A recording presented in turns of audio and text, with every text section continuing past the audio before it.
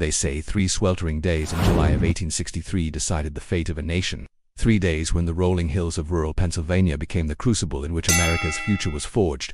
What if I told you that in those hours the difference between Union survival and Confederate independence came down to a series of desperate choices, and men who refused to yield, even when the odds promised death? By the summer of 1863, the American Civil War had become a storm with no end in sight.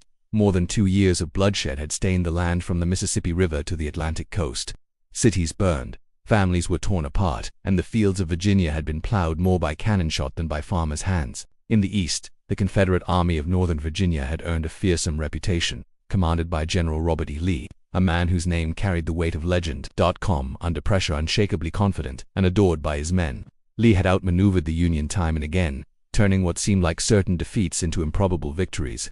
But Lee's victories had come at a cost. The Confederacy was bleeding men and resources, and its farms and towns had endured the war's worst hardships. Lee understood that simply defending the South might not be enough. If the Confederacy was to survive, it needed to break the Union's will to fight, and that meant taking the war north. A victory on northern soil could sway public opinion, weaken President Abraham Lincoln's government, and perhaps even bring foreign recognition or mediation from Britain or France. So in late June, with the Shenandoah Valley lush and green, Lee's army began moving north through Maryland and into Pennsylvania. They were veterans, many with tattered uniforms, their gray and butternut jackets bleached by sun and rain, their boots worn from endless marches. They carried the scars of Fredericksburg and Chancellorsville, and for the first time in years they saw landscapes untouched by war, tidy farms, prosperous towns, fields heavy with wheat. Some marched with pride, believing they would soon dictate peace terms on northern ground. Yet, Lee's advance carried a hidden weakness. His cavalry screen, under the dashing and unpredictable J.E.B. Stuart, had taken a wide-ranging ride around the Union Army, chasing glory and disrupting communications. It was an impressive feat of horsemanship, but it left Lee blind to his enemy's exact location. Somewhere to the south, the Union Army of the Potomac was on the move, and its new commander George Meade intended to find Lee before Lee could threaten cities like Philadelphia, Baltimore, or even Washington itself. Meade was no flamboyant hero. A career soldier with a beak-like nose and a temper he struggled to keep in check. He was respected for his discipline and professionalism. When Lincoln gave him command on June 28, just days before the two armies would collide, Meade accepted without hesitation, knowing the stakes.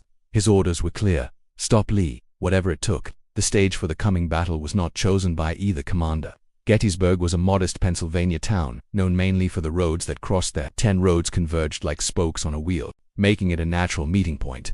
On the morning of July 1, 1863, it was not grand strategy that brought soldiers there, but something far more ordinary: shoes.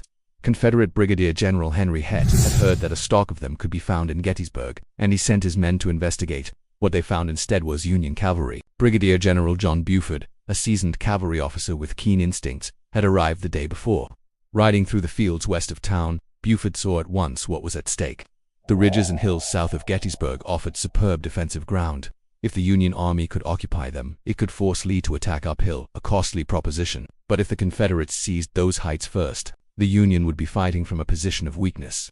Buford resolved to hold the ground at all costs until Union infantry arrived. As the sun rose over the Pennsylvania farmland, Buford's dismounted cavalrymen took up positions behind fences, stone walls, and in farm buildings. They armed themselves not with sabers, but with breech-loading carbines that could fire rapidly, an advantage in a delaying fight. The first Confederate skirmishers emerged from the morning mist, their gray and brown uniforms blending with the dust of the road. Soon the crack of carbines and the deeper boom of artillery echoed across the fields.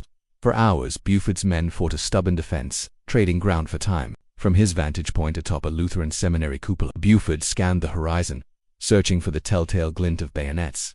He knew help was coming, but would it come in time? Around mid-morning the help arrived, the Iron Brigade, tall Midwestern soldiers in distinctive black hardy hats. They advanced with a grim steadiness, their faces set in determination. These were men hardened by earlier battles, and they crashed into the Confederate advance with deadly precision. The fighting swirled through the ridges and fields, the air thick with smoke and the smell of gunpowder. But the Confederates were not idle.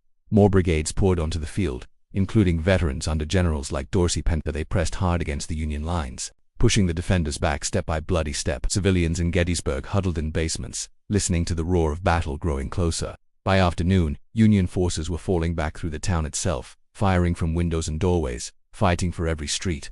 Horses screamed, church bells lay shattered, and the air was filled with shouted orders, the crash of musketry, and the cries of the wounded. By evening, the battered Union troops had retreated to the high ground south of town. Cemetery Hill, Culp's Hill, and Cemetery Ridge. There, they dug in, determined to hold. Lee had won a tactical victory on the first day, but the Union still held the commanding heights. The battle was far from over.